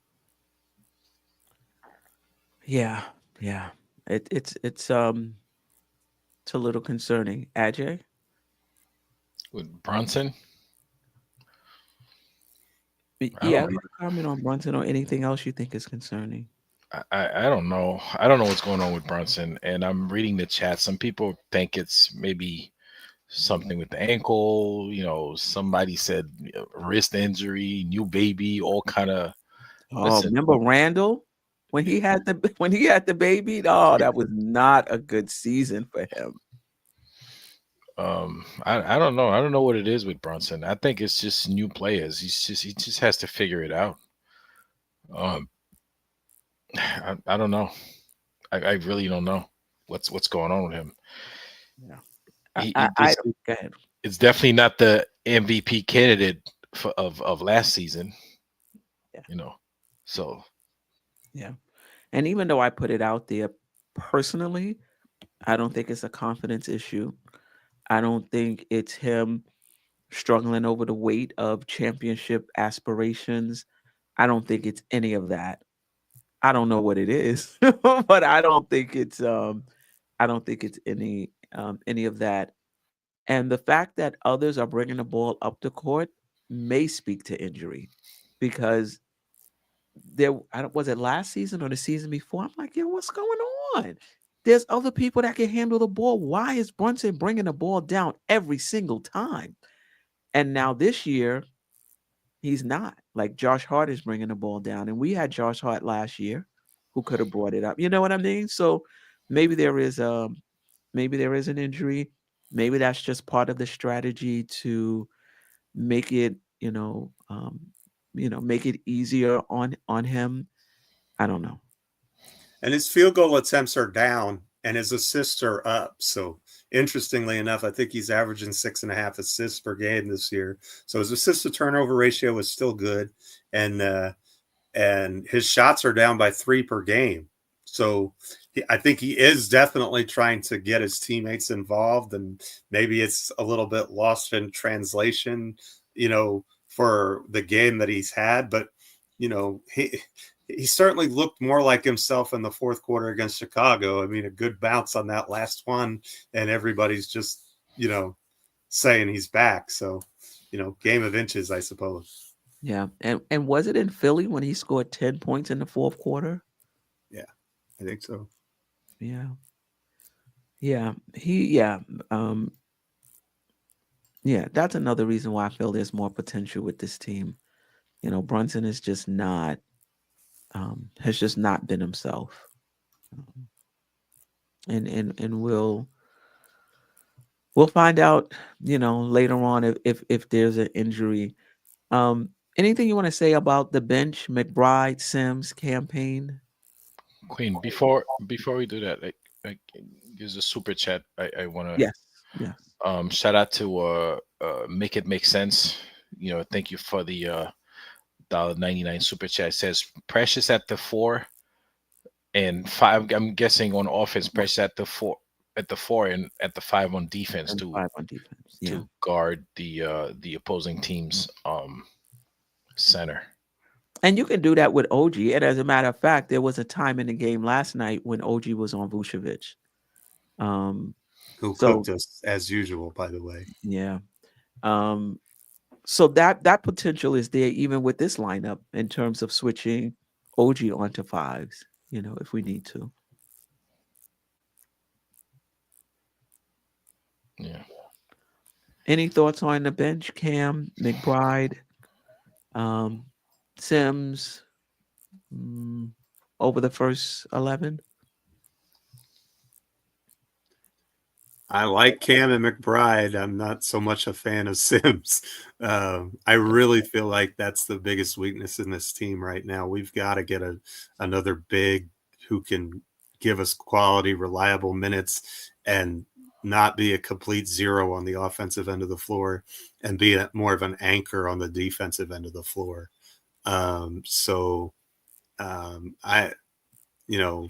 We need it. And Precious was supposed to be that guy. So, but hamstring injuries are tricky. You can't rush a guy back from a hamstring because you're just going to make it worse. So you just have to kind of ride it out and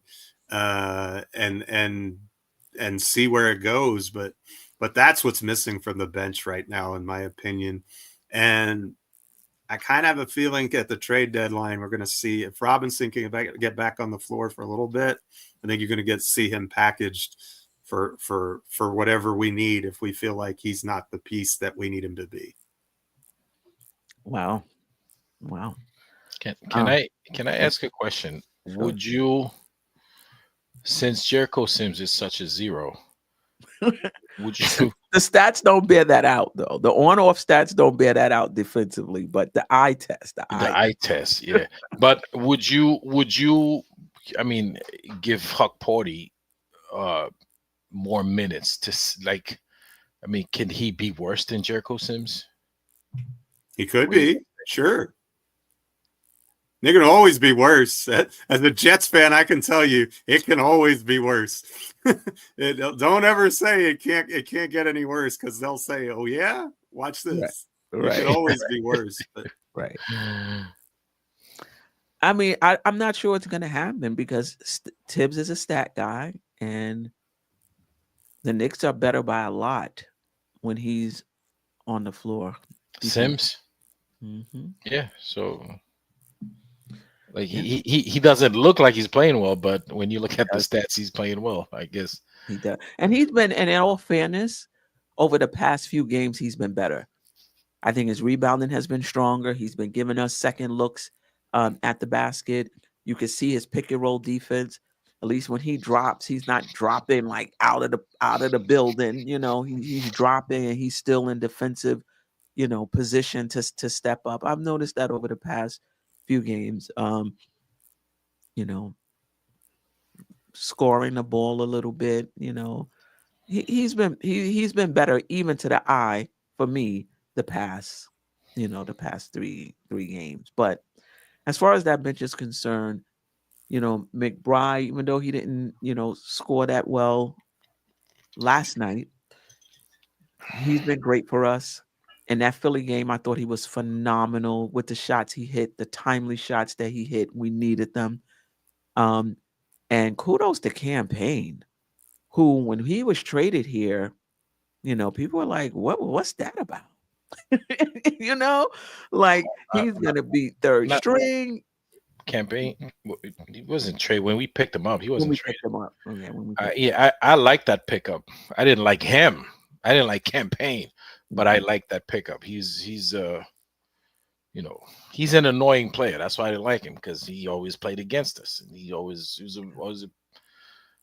But yeah, that was a good pickup.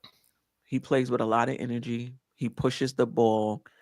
He's extremely confident. Like some of these shots he just comes down the court and just pulls up. Like he's super confident in himself. Yeah, I like what he brings. I like him and McBride. In that backcourt. So it's going to be interesting to see when Precious comes back, whether it's going to be Precious off the bench or Hart. I think it's going to be Precious the way Hart's playing, but we'll see. Yeah, super excited. Not super excited about the bench, but those two guys. What's crazy about Sims is actually posting the worst defensive rating of his career at 116. And he's also, for his career, been like a 141 offensive rating player somehow. I don't know how that happens when he doesn't ever score the ball, but he's down to like 120 this year. So I'm not real sure with those numbers being what they are. It seems to me that the on-off numbers are more of a fluke than they are like those numbers aren't matching up. And so when they don't match up, you kind of have to wonder, and he's not getting a ton of minutes anyway. So sample size is really small. It's 10, 11 minutes a game, so maybe that's the reason that he's struggling. I don't know. Some players need more time. I don't really feel confident doubling his minutes though, to find out. But, I really think it's kind of a mystery with, his effect on the floor.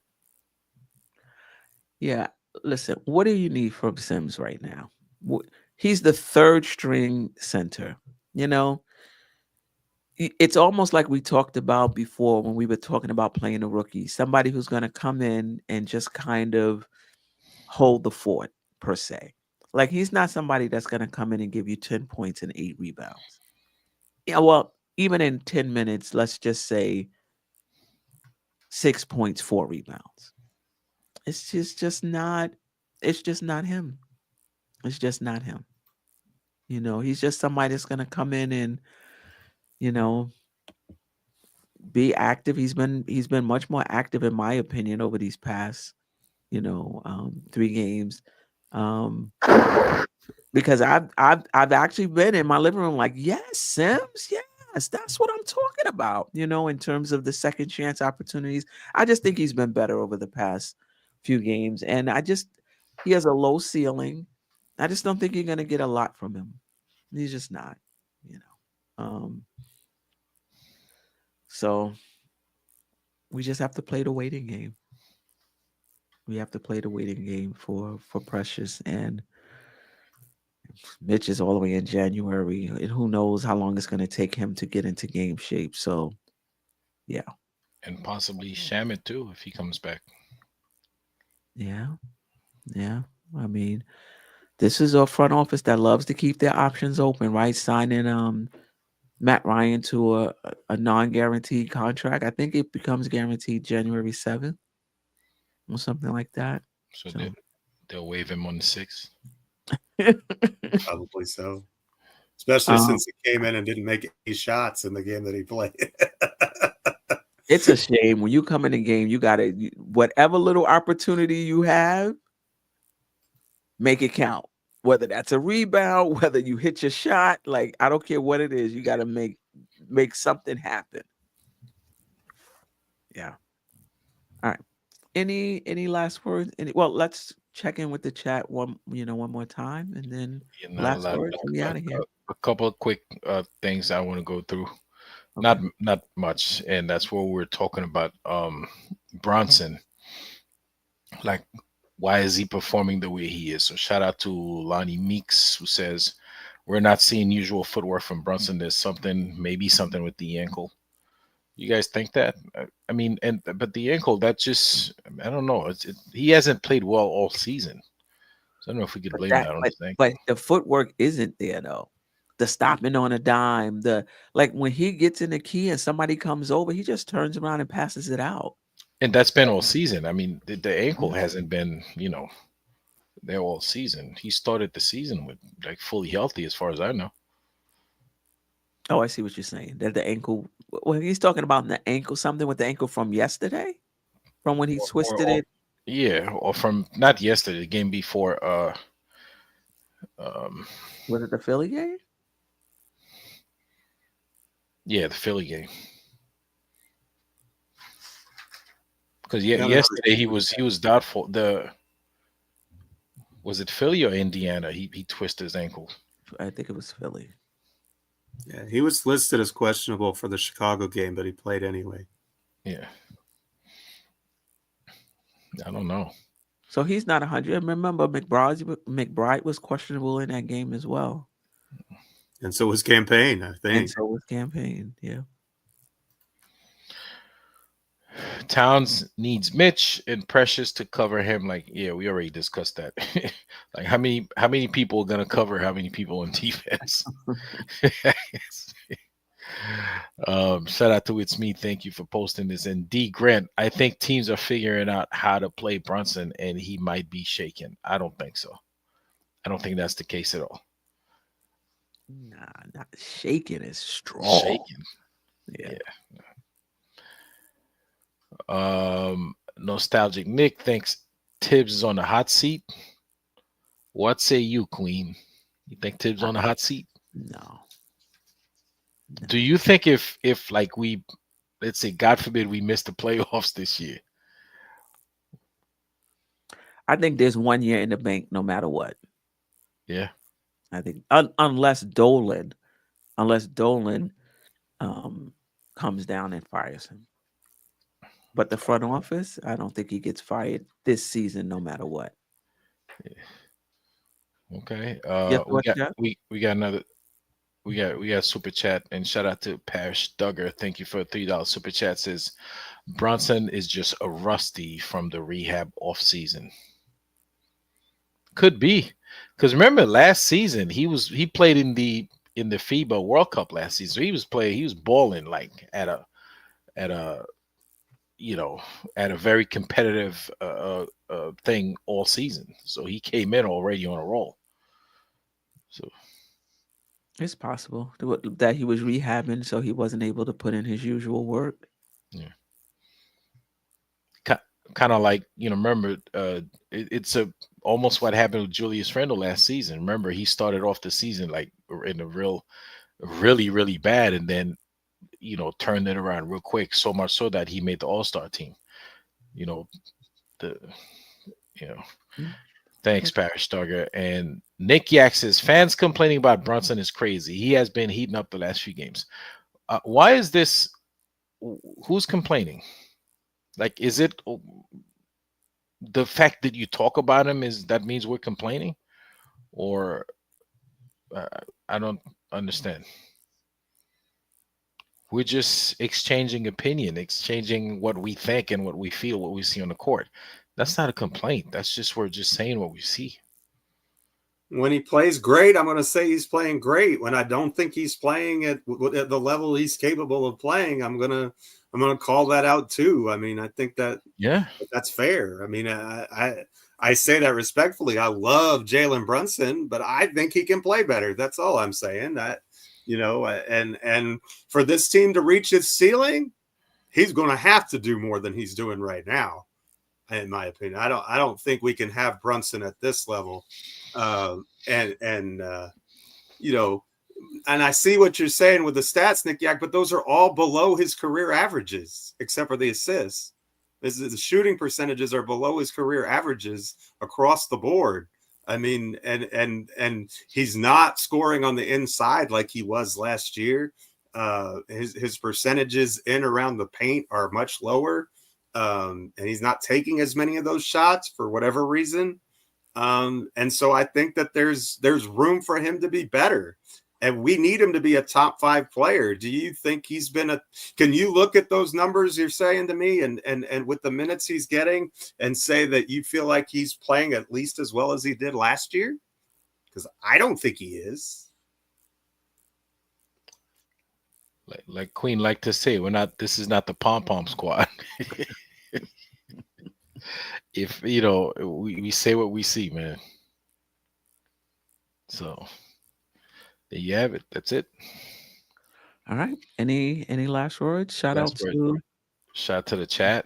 Yeah. Shout out to the chat. Let me shout out a few people. Paris Duggar, JJ, 718 Fresh, NYK Bro 99, Double D. Appreciate you guys. Shy Powers was in the house. I appreciate you. Coach Mega NYK. What's up, Mega? Oh, yeah, Mega in the house. And a Grow One. Go ahead. David Albaya. Yep. Rick James. Rick Nostalgic James. Nick. Keith Turner was in the play. I don't know if he's still here. Keith Turner was here. Nice. Space Ghost. Nick Yak. Appreciate you. Sharon was in the building early. Appreciate you. Dude's grandfather, Wiz BKLA. I don't know if he's still here. Keith Turner. Nick's 100 GM, always rocking with us. Yeah. Old Head. Appreciate you. Darlene Bryant. Appreciate you as well. Shout out to my guy Sharon Cloyd. What's up, Sharon? Haven't seen you here in a minute. Right. Nick P. Appreciate you. And of course, the replay gang. Appreciate you guys. It's me. Yeah. Yeah. Yep. There you have it. And Queen. And Anthony D with he dropped in and say we need Mitch. Appreciate you. Greg and Cardiac Knicks, appreciate you as well. For the Giant fans out there, Saquon was in beast mode. I think he had like 1,000 rushing yard tonight. He's all over the place. He scored 2 touchdowns. He's like complete beast mode tonight. Yeah. Yeah. All right. We will be back next week, Thursday. I should be on Saturday morning with the recap of the game against Brooklyn. And Monday, another recap, then the Queen's Court. Another super chat, late one. Ajay, you could pull that up right quick from our guy Wiz. Wait, hold on. Shout out to Wiz. This is just an appreciation for Fire Panel. Thank you, Wiz. Thank you for the $1.99 super chat. Appreciate you, Wiz. And we didn't say much about Deuce. I'm surprised Wiz hung out this long. We didn't say anything bad about him, so that was the key. Like sometimes not saying anything is okay. He might pull that $1.99 back. You talk crap about Deuce. You're gonna charge us. You're gonna get a bill for like $30. Okay. All right. Shout out to Wiz, man. Always supporting us whenever he can. Thank you. Yeah. Yeah. All right. Until next time, fam. Sister, you one of a kind. Yes. Sister, it's time you That's shine. Don't so. Where you at? Where you at? Don't so. Where you at? Where you at? Don't so. What? Don't so. What?